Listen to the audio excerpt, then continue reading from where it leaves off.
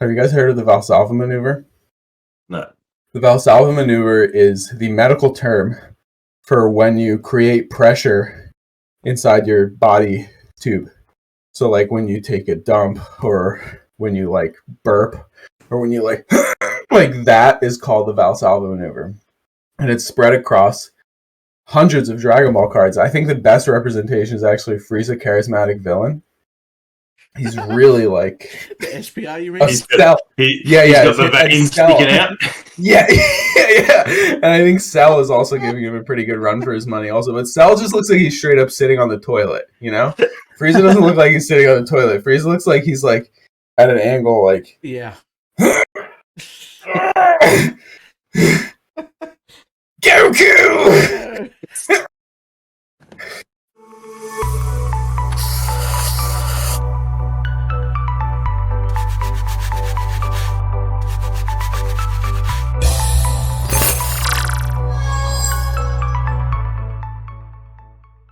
Hello everyone and welcome to another episode of Unpopular Opinion. Today we have a special guest with us. It is the one and only Pirate Shripham King. It is Johku. Johku, thank you so much for joining us today on this episode. You look like you've just jumped out of bed and jumped onto this video. How are you doing today, my friend? I had a bowl of cereal with a very good-sized spoon. And that really felt like it set me up for success. That's exactly Breakfast of Champions. That's it. That's exactly what we want to hear on this channel. Today, obviously, we've got two unpopular opinions that we want to go over. And how about we just start with ours, and then we can kind of go into what you've been manifesting down there, Johku, or I should say up there in America, because we are on the bottom of the scale. We actually want to bring up, this is obviously a very hot topic as of recent. It's obviously made the rounds itself. It's on every second post that you scroll down in the community feed. Gary, do you want to take us through what it is that you have to discuss with Johku? So obviously at the time we were recording this, the ban list has just dropped, and there's a lot of complaints about the ban list, a lot of hate about the ban list. I, on the other hand, think that the ban list is actually good. It's healthy for the game. And there's a few reasons why. I think there could have been one more card hit that I really wanted to see hit. But overall, when you look at everything that's sort of been hit, the Gogeta's been in the meta for so long, it's finally been taken down a peg.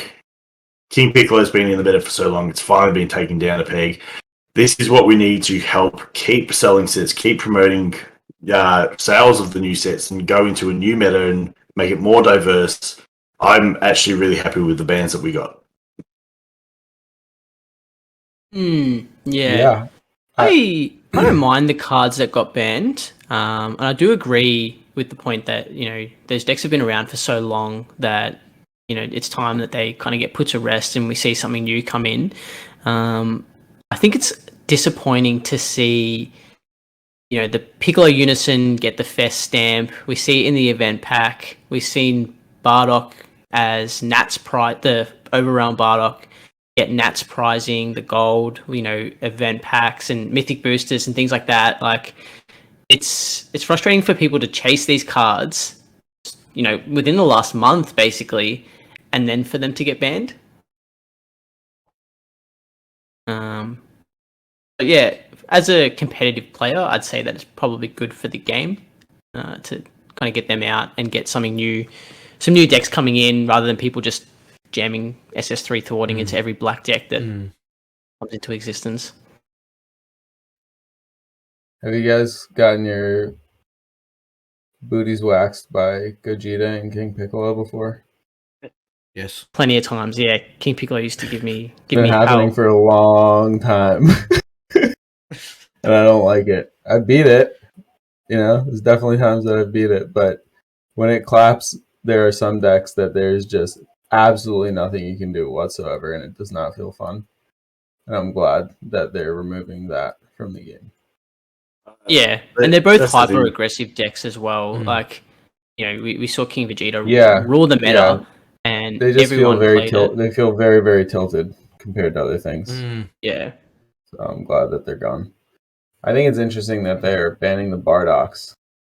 I kind of like that, but I think I like it because of a different reason than why people like them. I think that The Bardock seem to be more future-proofing future sets. Like you've obviously got Tull coming out; it's a token strategy.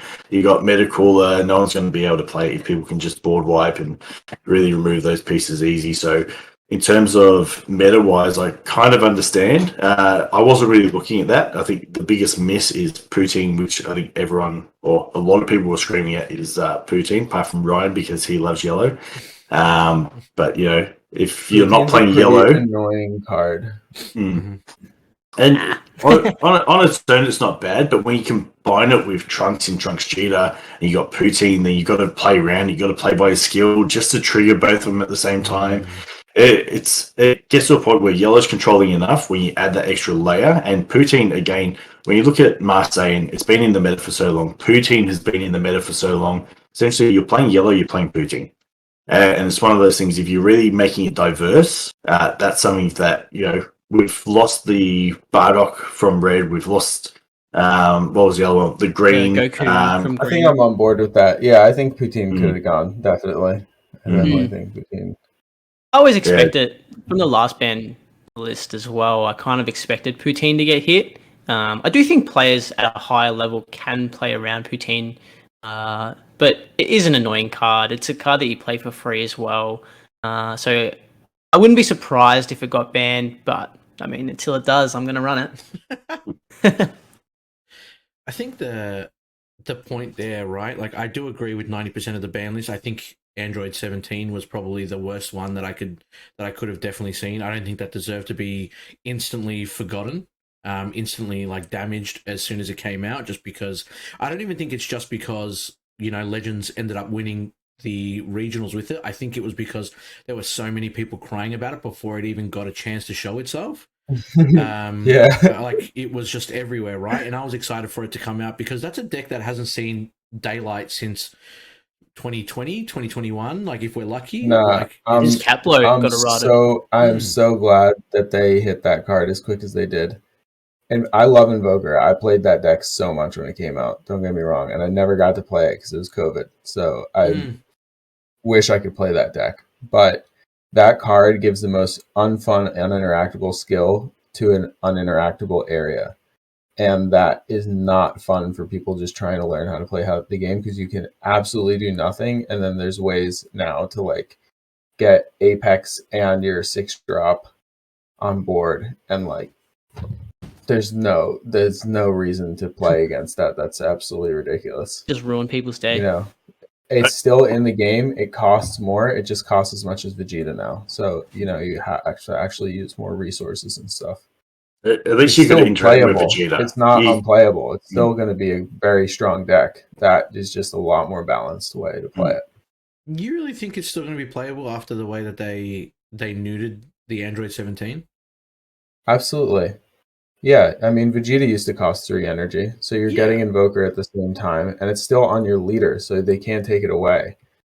You have Beer super combo, Zeno super combo, you have ways to get energy back in that deck. It's not an issue. And there's, like, Legends was playing the Zeno super combo. I think that's genius, because you can just take out your blue energy and put a multicolor energy in and get your Invoker on. That's wild.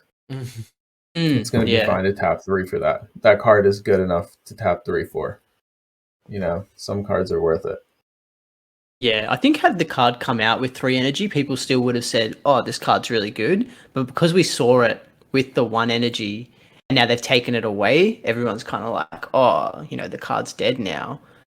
Yeah, I mean, they should have planned that better. I think that there must have been some misunderstanding going on with the language because they just changed that ruling. And I don't think they ruled it properly in the words. If it was 1 energy and it ended at the end of your opponent's turn, or at the end of your turn, that would be reasonable, I think. Or your opponent's turn. If it ended on your opponent's turn, but it goes for your opponent's turn and then your turn. That's unreasonable. Yeah. And I mean, I kind of thought about this as well, and I'd like to hear everyone else's thoughts because, like I said, I think 3 energy was kind of like you might as well just play the Vegeta realistically. And then people are going to argue that obviously there's ways to remove barrier cards that are on the field and stuff like that. What if the Android 17 was a pay 1 with no protection, same as like the Gohan Universe 7 skillless package, right? And it had Invoker on there, or even if it cost 2 and it was a 5k that just sits on Dude, that the would be cool. Yeah. That would be cool because I think the thing about Invoker is like you just don't have access to your energy early on. If you had access to it like right away through a small card like that, I think that would be very cool. So you would approve if the design was to play it instead, had Invoker, but it could be easily wiped by almost so many cards out there in the meta right now that easily neg a card on the board. So that would be my change to it. I don't think they'd have to design a whole new card because if you errata the whole thing and then make it playable, it's not going to get anywhere anytime soon, and people are going to get super confused about it. But I genuinely thought that if they went that route instead, I think that Invoker will be very playable. I think people will be happy that they don't have to pay 3 for Invoker at any point in the game because I still think it's very expensive. And there is still ways to get rid of it. So you feel like when you sit down and you see it again, like you said, it's interactable, and people feel comfortable about knowing that they can get rid of it in some way, shape, or form. That's the biggest issue. Like you can't interact with that, and if you could interact with it, no issues. But the fact that it's sitting there, it's lingering. Interactable on a leader. There's really few cards that neg leader's skills before turn 4.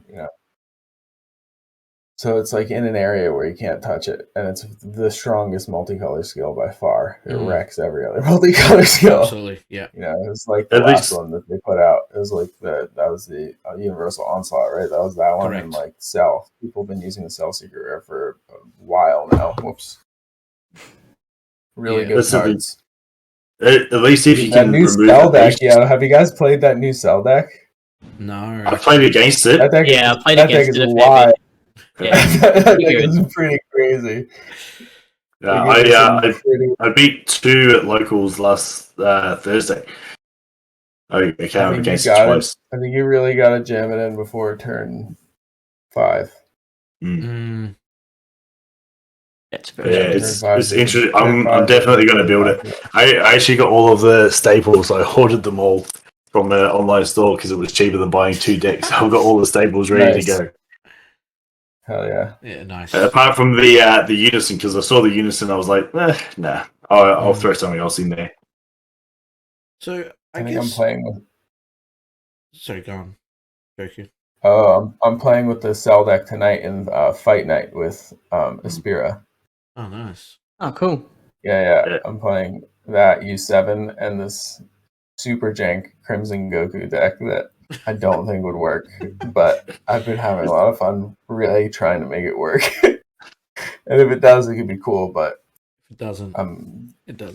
Half the time of this game, it's got to be about fun. It can't all be about meta. Yeah, But I think for Cell, I'm thinking about throwing the what's the Unison? The Super Saiyan 3 Unison that gets revenge. Vegito.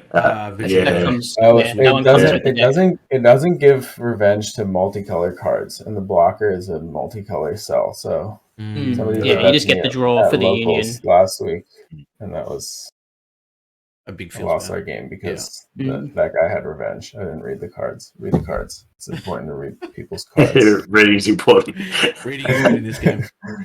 Yeah, it is. Definitely. I think the other thing, like obviously there has been a lot of outcry, like when we do talk about the ban list and how many people are actually like I don't think I've seen maybe like one positive comment out of like 15 every time I read a different thread. Every day there's a different post about it, but I think what people are not understanding either, in the last ban list, we could have easily errated Piccolo Junior Unison. We could have easily errated thwarting or limited them. And they completely missed another 3 months worth of gameplay, right? And then now, because they all came at the same time, people are losing their minds. But I know for a fact if Piccolo Junior was limited to one last set, and then this set thwarting was limited to 1, there would not be an outcry out there. They would be like, it's finally done. You know, this is a good ban list. Like, I think you made the right choice, but because they went back and they saw how much they really needed to focus on, that's what's got this whole community like in an uproar. And I think that's one of the biggest problems too. If they spaced it out, there's no problems whatsoever. But the fact is they had to kind of deal with 2 main decks that are in the meta right now at the same time. People have jumped on it and just went, you just killed so many different things. Like, what are we going to do now kind of thing? It was almost like an emergency ban, but like right before a set came out kind of thing, like at the right time. But could have easily have just been 2 weeks after a set come out, they decided, nah, these decks are too strong. Like,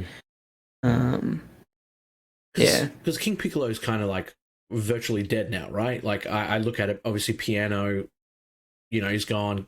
Piccolo Jr. is now also gone. And those were its 2 staples. Obviously, if you miss Piano, it's not the end of the world because you obviously still get so many bodies on the board. But that +1 draw was kind of like, you know, crazy. And then obviously the Piccolo Jr., you know, to draw 1 again. And then the Rejuvenate on that was ridiculous as well. And I think it was, is it Tambourine that lets you rejuvenate and then put itself underneath the Unison and then draw Drum lets you add a marker, put a demon clan from the drop area underneath it, to draw a card as well. Symbol once per turn. Symbol, yeah. Drum is limited to 1. It was Symbol, and then Tambourine's the dual attacker. Yeah, and I think that, like, you know, they obviously looked at that, and that was kind of like what you were saying, obviously, Johku, about the Android 17, right? That was uninteractable as well. They could easily just put it from their drop, put it under the Unison, draw 1 card, and then when it got to a point where it had Rejuvenate, just grab, like, put more cards into your life. Like, there was nothing you could do about it. And that Piccolo Jr. Unison was almost never going to drop below 4 markers in that specific deck. There was so much other stuff you had to worry about. You weren't even thinking about swinging into the Piccolo Jr. Unison. Plus, the auto on it was absolutely insane that it wasn't once per turn. The fact that it didn't it destroys the block and negate tokens as well. Like, you negate with a token, and then that token is just gone straight away. Just yellow in general. That Unison just dealt with so much. You know, the Goku counterplay, the Riposte. Frieza riposte. Like, we're just trying to play all these battle card negates, and they just get instantly removed. I hated that Unison.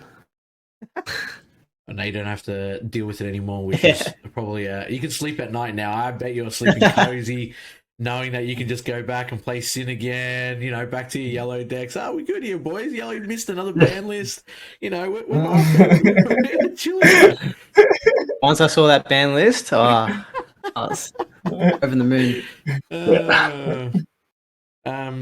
I think we've kind of covered obviously a lot of this, like, you know, that ban list discussion. There's only so much you can obviously talk about. You know, I don't want to really go into like what do you think should have been on there, what shouldn't have been on there, so on and so forth. Like, we've obviously seen a lot of the discussions, and we've obviously spoke about, like, you know, how we feel about it and what the community is going through. Johku, I know obviously we've got you onto this segment, and obviously we do appreciate you taking the time out to kind of join us in these conversations. Do you want to give us your hot take of what you'd like to bring up in terms of the Dragon Ball Super card game unpopular opinion? My unpopular opinion. Well, I thought I was talking to collectors, which I thought this would be actually a more popular, unpopular opinion. But I'm glad that I'm talking to people that play the game, because I think this really will be an unpopular opinion. And I think that I love this game. It's really fun. I play it a lot. I'm very invested in it. But I think there's somewhat of a ceiling with it, because, and this is all really just speculation, I have no hard evidence on this whatsoever, but it seems like the company that makes the game doesn't really care that much about how successful the game is, because it's not Dragon Ball Heroes. I think Dragon Ball Heroes is what actually affects their economy and, like, makes them money. And this game uses assets from that game. And if it were to be advertised outside of Japan, they'd have to license those assets, which I don't think they want to do, because they're have them for Dragon Ball Heroes and just make bank off that in Japan. It's such a massive, massive card game.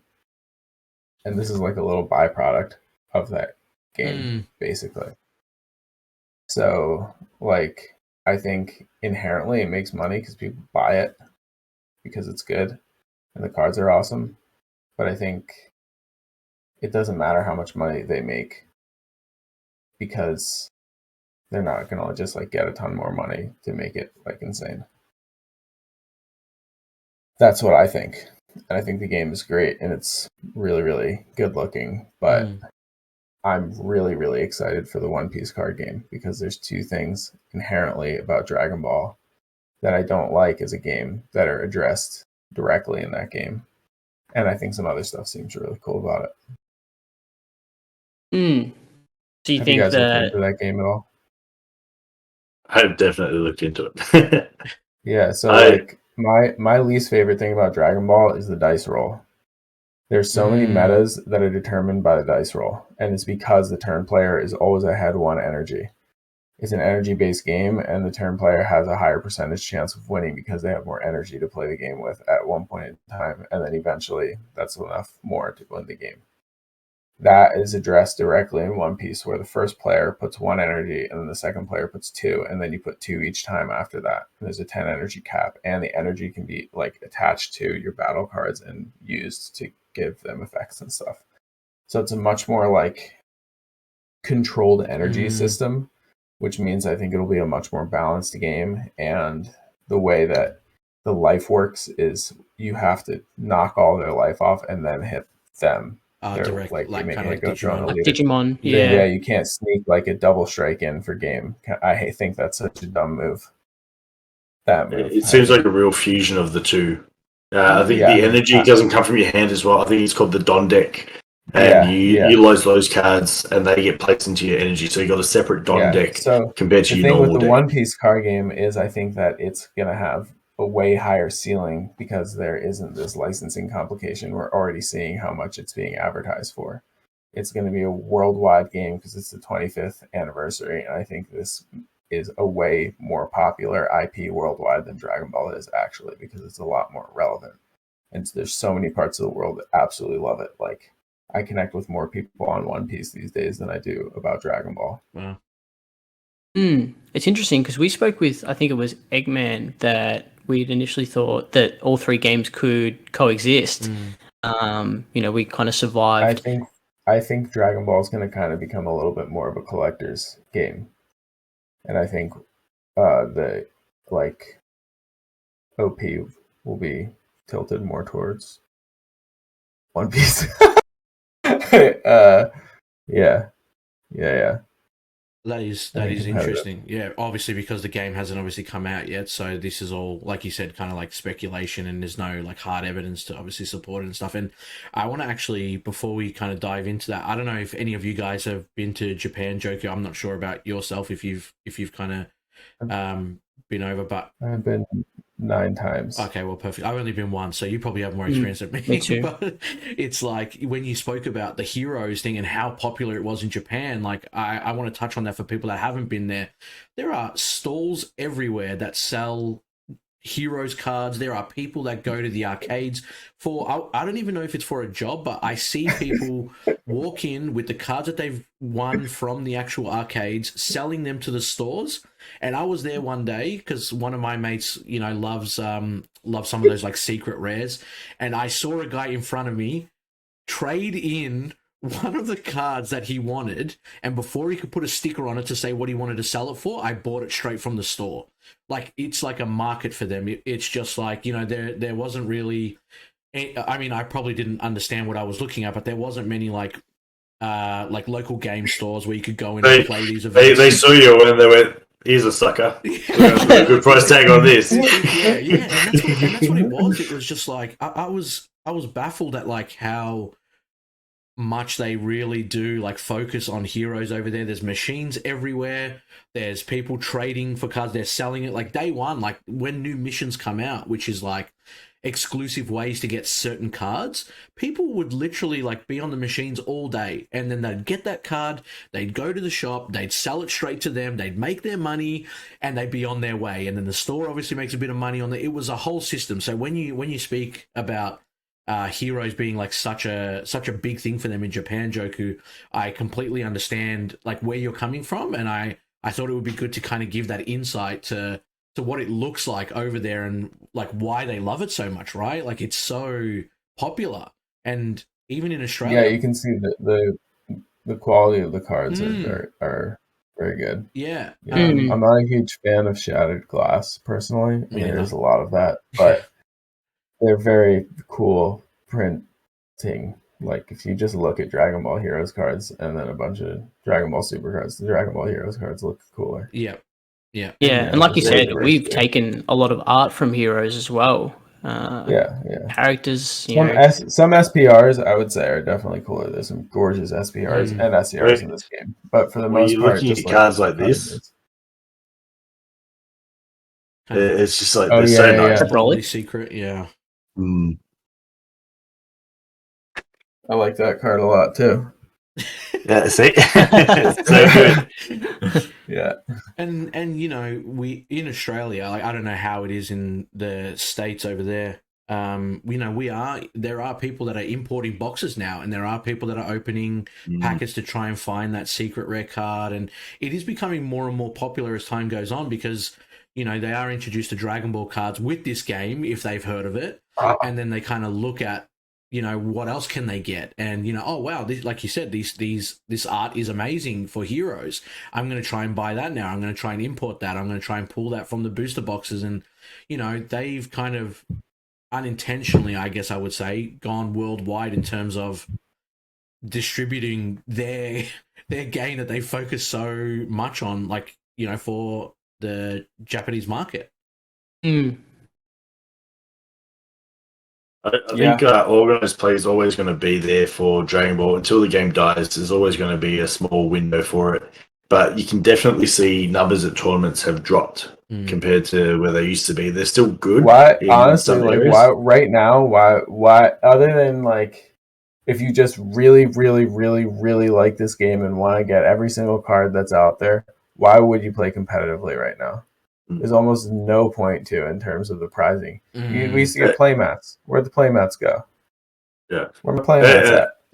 And that's where everyone is sort of jumping up and down. I think that's a sign that it's just like it's. I don't know. I think the game just keeps getting its budget cut. Honestly, I think the game they like. Oh, you're making so much money because everything's pre-sale, so you can't not make money on this because you know exactly how many cards you're printing, and then you keep making all this money, and you don't need all that money, but they're using that money to make like tournament prizing and like nice foiling and stuff like that. And they're like, oh well. You can see the pricing's definitely dipped compared to what it used to be. Yeah, it's like when we first got regionals, we first got nationals, we traveled. It might get cool. It might get cool, and they might really kickstart this game and make it like really, really awesome when the next like meta comes out or in the fall. That's what I'm hoping for Zenkai. I think Zenkai needs to give it a good boost. That's gotta slap that mechanic, whatever that is. It's gotta be really cool. That's coming out at the same time as One Piece. People are going to start to jump into that, and it needs to hit if they're going to maintain. I'm taking a full dive into One Piece, boys. Yeah. A lot of people will. I'm jumping into that ocean as far as I can go. That's when you truly become the general pirate king, not just you know. That's where they're. So, I guess touching on what you said, Joku, like you think that, I guess, like you said, like obviously to put it plain as day and obviously discuss that point, you think that Dragon Ball Super is just going to become this collective market, and if you want to play like a proper, you know, competitive TCG, it's going to now be the One Piece game because it's, I guess, designed better in terms of like competitive play kind of thing. Yeah, I think so. You know, my favorite way to play the Dragon Ball Super card game is actually to get like a case and some friends and put the decks together that are in that set and play them against each other. That way of playing, they've made it so balanced. It's so good like that when you play that way. But it's only fun for a couple of games, really. You know, and then to play more, it's fun to make the decks more competitive because you find where to beat each other and stuff like that. And they would just and they've evolve. brought up before, you know, not that playing is rotation. like that version of the game is super, super fun. Just to that set, you have to build it out of the same thing. I think that's really cool. But I don't know. I think the mechanics of the game are really fun. You know, there's a lot that's so cool to the game, and there's already so much that exists that's so strong, and there is a player base for sure. So I think they have the creative ability to keep making the game more interesting so that it'll stay appealing and people will continue to play it. I think the people that made this game are smart. Very smart guys. And I think obviously having that COVID 2-year gap and making Boost Unison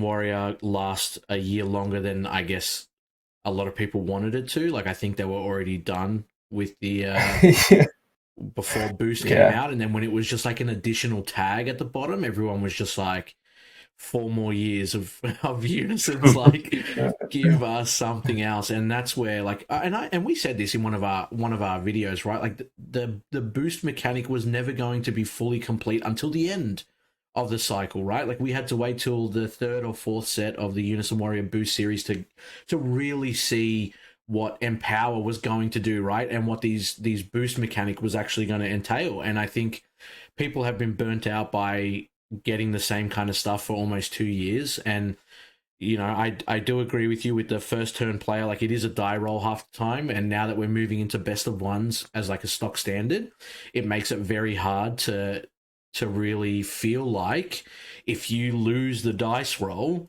that you still have a really good chance. And when I say really good, like above 30%, you know, instantaneously for going second, to win that game. So the fact that, you know, One Piece is doing this thing where on your turn, and I think it's great, where on your turn you have more energy than your opponent. That will, I mean, I'd love to see how it plays out, but that does sound like a much better way to kind of balance it, where it's always like the turn player is ahead. You know, there's never going to be like you're always ahead until maybe, you know, you get to 10 and then your opponent finally gets to 10 as well, for example, and they can't get that 2 energy, and then you're on an even playing field.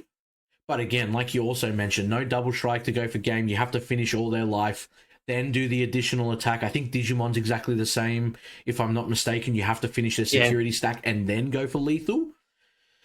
I think that will, and yeah, that also brings into the point where double strikes, if you're on 1 life, does not mean lethal anymore, right? You're not worried about that double strike. You know, you're just like, okay, you still have to swing one more time. It changes check and checkmate in this game. Check and checkmate are much wider varieties because of the existence of those cards, and that's whack.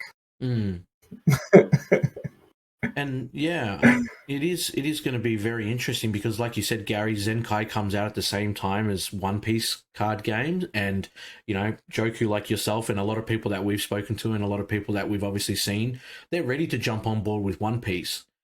Are they going to be diving headfirst if Zenkai turns out to be this amazing series that, you know, Dragon Ball players are excited for? Hard to say. I mean, you know, how are you going to obviously focus all your time on, you know, one card game if like it feels like Dragon Ball Super is entering a brand new saga where like it does feel different again, and like you can bring old leaders back, or you know, the meta completely shifts in a whole different way. So it will be an interesting final quarter of this year to see what actually happens to this game, and I think that will definitely be a telling tale of what happens to the Dragon Ball card game going forward once One Piece releases.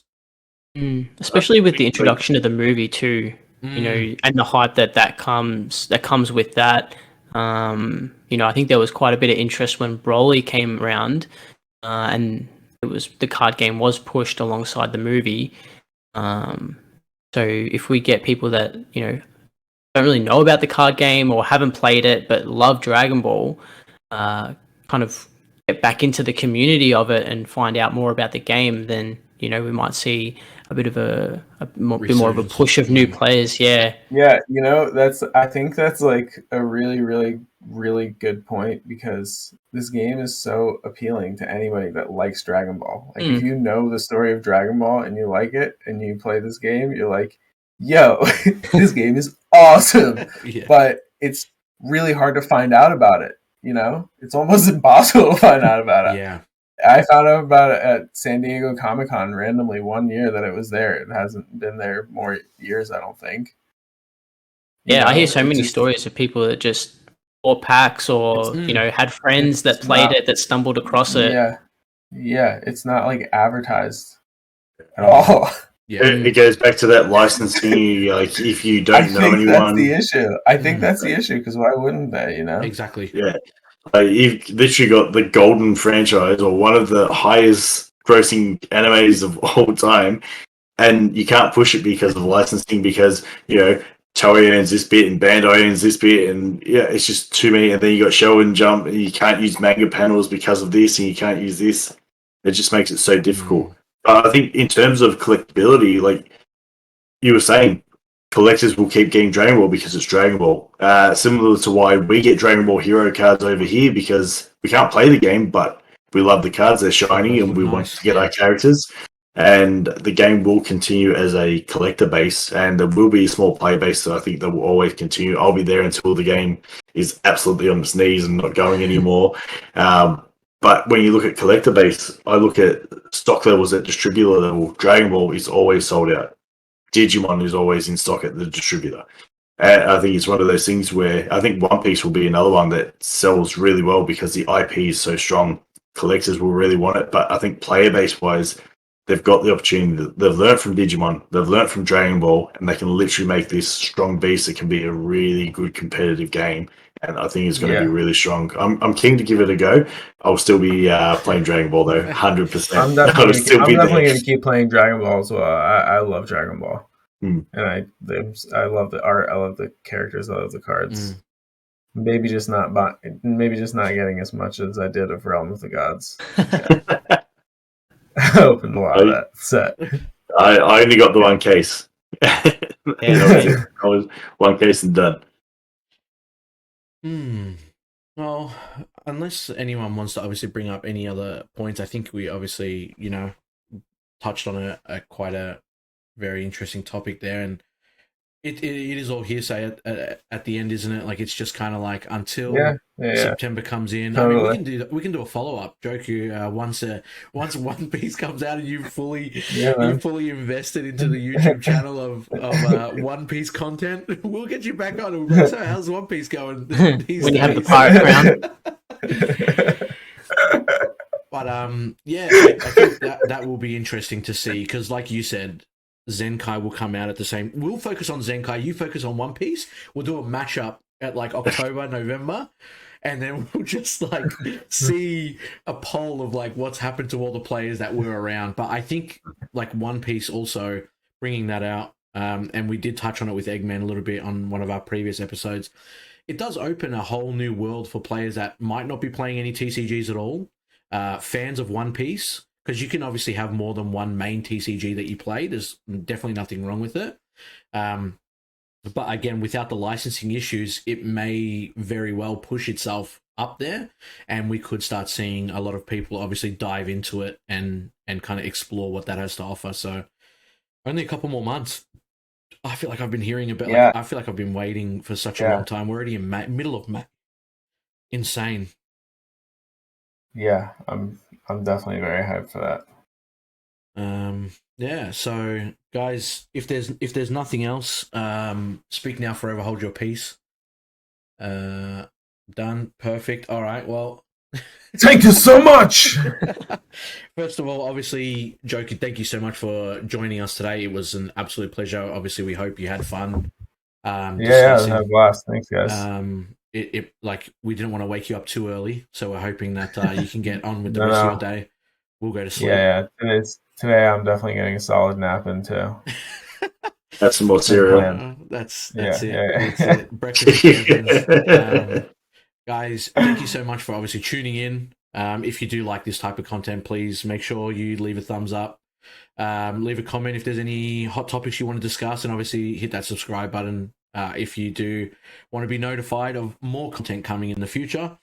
Joku's details will obviously be in the description below as well. Make sure you check out his YouTube, Facebook page as well, if I'm not mistaken, Joku, and Instagram. I have a Joku's Pirate Party on Facebook. Yeah, we'll leave all that down below. So if you are interested, definitely go check that out.